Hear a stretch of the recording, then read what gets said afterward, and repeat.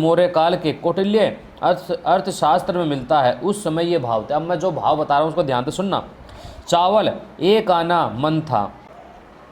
नमस्ते जी, जय श्री राम, जय रेवत।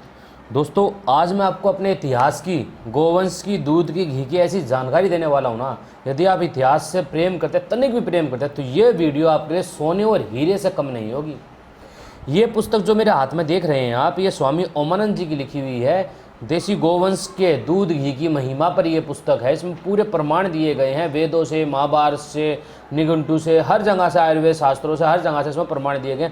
तो मैं आज, वैसे मैं धीरे धीरे पुस्तक में बहुत महत्वपूर्ण जानकारी आपको आगे दूंगा, लेकिन आज जो जानकारी है वो क्या है, प्राचीन काल में घी दूध का भाव, ये जानकारी आज मैं आपको देने वाला हूँ। तो इस वीडियो के तक आखिर तक बने रहिएगा, क्योंकि ये वीडियो दोस्तों लंबी होगी निश्चित रूप से, क्योंकि मैं इस वीडियो को पूरा बनाऊंगा, अच्छे से बनाऊंगा, बेशक से लंबी हो जाए, ताकि जो व्यक्ति मेरी तरह इतिहास से प्रेम करते हैं ना, अपनी संस्कृति से प्यार करते हैं, उनके लिए ये वीडियो जरूरी है। मैं उन्हीं भाइयों के लिए बना रहा हूँ, चाहे वो संख्या में 100 हो, चाहे 50 हो, चाहे 10 हो, चाहे केवल एक ही क्यों ना हो, उसके लिए ही मैं ये वीडियो बना रहा हूँ। चलिए देखिए, प्राचीन वैदिक काल में गौ के घी और दूध का जो विक्रय क्रय होता था, मतलब कि होता ही नहीं था, उस समय नहीं होता था। सर्वत्र गोचर भूमि, ध्यान रहे यहाँ पर गोचर भूमि का आया, बहुत महत्वपूर्ण सवाल है ये, क्योंकि गोचर भूमि जब खत्म हुई थी ना, तभी से हमारे गोवंश की सत्यानाश, मतलब कि उनकी हत्याएं बहुत ज़्यादा संख्या में शुरू हुई है, हमारी मूर्खताओं के कारण। गोचर भूमि होने के कारण गौओं के रखने, पालने और उनके खाने पर ना कोई खर्चा ही होता था और ना उन पर कोई विशेष परिश्रम करना पड़ता था। प्रातःकाल जंगलों में गौ चरने चली जाया करती थी। जो गोवंश है दोस्तों, जंगलों में चरने चले जाया करता था। और एक बात का विशेष बात बताता हूँ, जो गोवंश जंगलों में चरने जाता है, हरी हरी जो वहाँ पर वनस्पतियाँ होती हैं उनको खाता है, उसके दूध के अंदर औषधीय गुण बहुत ज़्यादा होते हैं। सबसे पीने लायक दूध उसी गोवंश का होता है।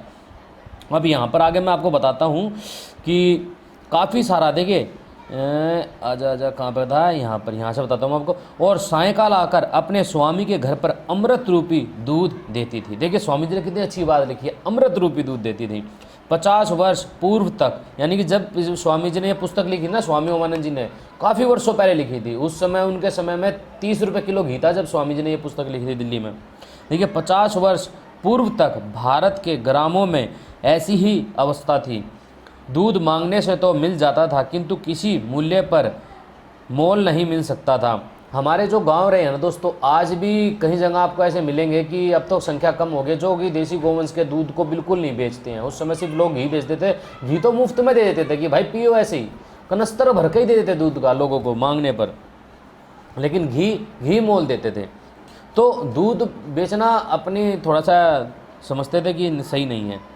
देखिए रामायण काल के बाद महाभारत काल में भारतीय जीवन का मानदंड कुछ भिन्न प्रकार का हुआ। यद्यपि हमारे पास उस समय के भाव उपस्थित नहीं है, यानी कि हमारे पास महाभारत काल के भाव उपस्थित नहीं हैं, तो भी तत्कालीन सामाजिक व्यवस्था को देखते हुए यह मानने के दृढ़ कारण है कि उस समय राम राज्य के मुकाबले चीज़ें कुछ महंगी हो गई थी। यानी कि रामायण का जब काल था ना, श्री रामचंद्र जी का, उस समय को यदि हम आगे बढ़ते हैं महाभारत काल में थोड़ा सा परिवर्तन जरूर आया होगा, किंतु मौर्य काल की अपेक्षा में पर्याप्त सस्ती थी। जो मौर्य काल आया था उससे तो बहुत ही ज़्यादा सस्ती थी महाभारत काल में। आगे भाव दिखाऊंगा जो आचार्य चाणक्य ने आगे नहीं लिखे हैं। देखिए प्राचीन भावों का सबसे अधिक वर्णन हमको मौर्य काल के कौटिल्य अर्थशास्त्र में मिलता है, उस समय ये भाव थे। अब मैं जो भाव बता रहा हूँ उसको ध्यान से सुनना। चावल 1 आना मन था, तेल 8 आने मन था, घी 12 आने मन था, दाल 1 आना मन, नमक 2 पैसे मन, शक्कर 10 आने मन, कपड़ा 1 आने में 5 थान। अब मैं आगे बढ़ता हूँ दोस्तों, जितना सुनने में आपको आनंद आ रहा होगा उससे ज़्यादा आनंद मुझे यहाँ पढ़ने में आ रहा है। घी 1 रुपये में 1 मन, 13.25 सर आता था, शेर आता था। हमें तो उस समय भावों को पढ़कर आश्चर्य होता था। स्वामी जी लिखते हैं उस समय इन भावों को जब पढ़ाना उनको आश्चर्य होता था। यह बात ध्यान देने की है कि कौटिल्य के समय में जीवन का व्यय बहुत ही सस्ता था, बड़ी सस्ते, मतलब कि सारी चीज़ें बहुत सस्ती थी। काफ़ी आसानी से मनुष्य को अपने खाने पीने का जो भोजन था ना, काफ़ी आसानी से बहुत अधिक मिल जाता था, सही मिल जाता था घी दूध, जिससे वो बलवान और हट्टा कट्टा रहता था। किंतु यहाँ पर देखिए उस समय निर्धन व्यक्ति की आय 1 रुपये प्रति मासिक थी।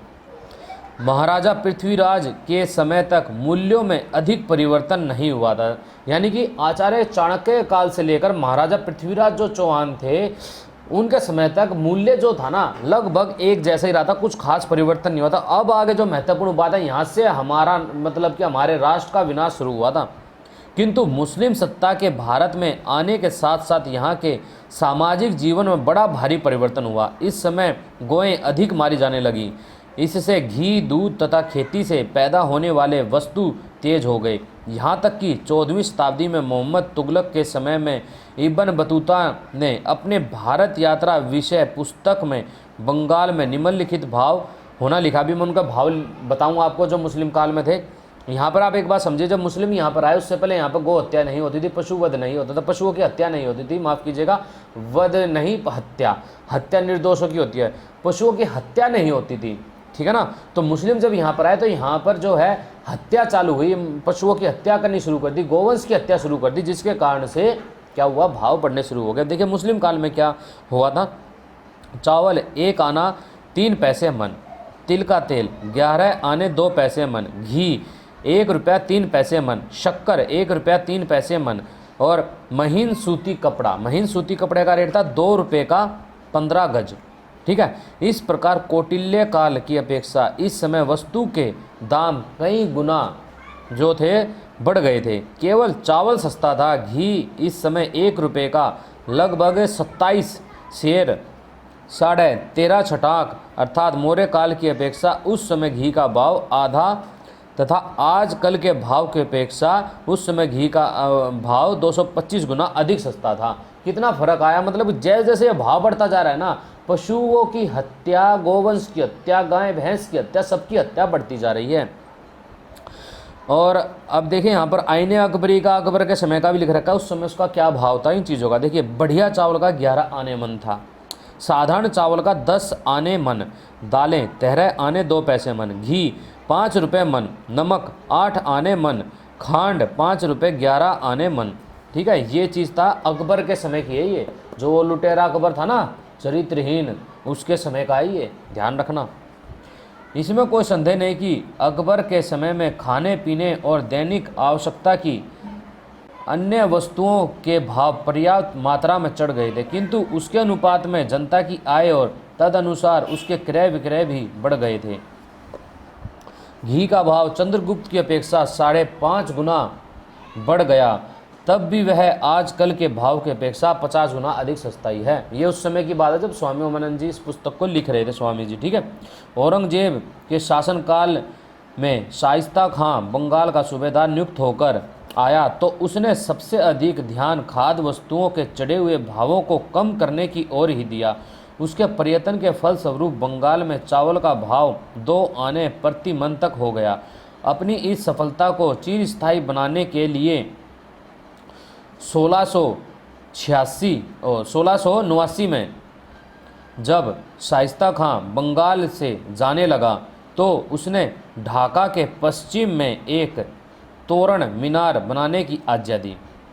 अब देखिए मैं आपको इसमें बताता हूँ जो मुर्शिदाबाद की वस्तुओं के भाव यहाँ पर उस समय के क्या मेरे ख्याल से महत्वपूर्ण नहीं है। मैं आपको कुछ और दिखाता हूँ। जब अंग्रेज़ यहाँ पर आए थे तो क्या हुआ, देखिए अभी तक तो आपने लगभग वो चीज़ जान ली। अब मैं आपको बताता हूँ कि अंग्रेज़ों के समय में क्या विनाश हुआ, अंग्रेज़ों के समय में क्या भाव था। यहाँ पर जो मजदूर छोटा 8 आने दैनिक, मजदूर बड़ा 12 आने दैनिक, बढ़ई 6 रुपये मासिक, जुलाहे 3 रुपये मासिक, बढ़िया चावल 1 रुपये 1 आना मन, घटिया चावल 1 रुपये मन, दाल 1 रुपये 8 आने मन, आटा 2 रुपये मन, सरसों का तेल 8 आने सेर, घी 1 रुपये 12 आने सेर, मोटी धोती 1 रुपये आने प्रति धोती। देखिए कितना परिवर्तन आया, बहुत परिवर्तन आया। और अब जैसे जैसे अब समय आगे बढ़ता गया ना, जब अभी आज़ादी के बाद में यानी जिस समय पुस्तक स्वामी उमानंद जी रख रहे थे उस समय देखिए क्या रेट था। दिल्ली का रेट था ये उन्होंने लिख रखा है। घी 30 रुपये किलो, 30 रुपये का 1 किलो, दूध 2 रुपये का 1 किलो, तेल 19 रुपये 50 पैसे का 1 किलो, चीनी 3 रुपये का 1 किलो, दाल जो उड़द की दाल है, उड़द की दाल का लिख रखा है 5 रुपये 15 पैसे का 1 किलो, और चने की दाल का लिख रखा है 2 रुपये 80 पैसे का 1 किलो, और गुड़ का लिख रखा है 2 रुपये 60 पैसे का 1 किलो, और सोना लिख रखा है 1210 रुपये का 10 ग्राम, चांदी 22 रुपये की 10 ग्राम, गेहूँ 9 रुपये 60 पैसे किलो, और चावल बासमती 6 रुपये का 1 किलो। तो ये चीज़ है दोस्तों, अब आप खुद देख लीजिए। माफ़ कीजिएगा, जो गेहूँ है, गेहूँ का 1 रुपये 60 पैसे का 1 किलो है, ठीक है ना। 1 रुपये 60 पैसे का 1 किलो है गेहूँ का। मैं 9 रुपये बोल गया था, 1 रुपये 60 पैसे है। तो इतना परिवर्तन आया। जैसे जैसे दूध का, घी का रेट बढ़ता गया है ना, तो उसका कारण ये है कि पशुओं की हत्या बहुत ज़्यादा होती गई है दोस्तों। गोवंश की हत्या, भैंसों की हत्या, सभी की हत्या बहुत ज़्यादा बढ़ती जा रही है। तो वर्तमान में देखा जाए तो इसीलिए बहुत ज़्यादा भाव इस समय बढ़ गए हैं। तो हमें प्रयास करना चाहिए, हर किसी को जो है देसी गाय का दूध की डिमांड करनी चाहिए, हमें देसी गाय का दूध पीना है, प्रयास यही होना चाहिए।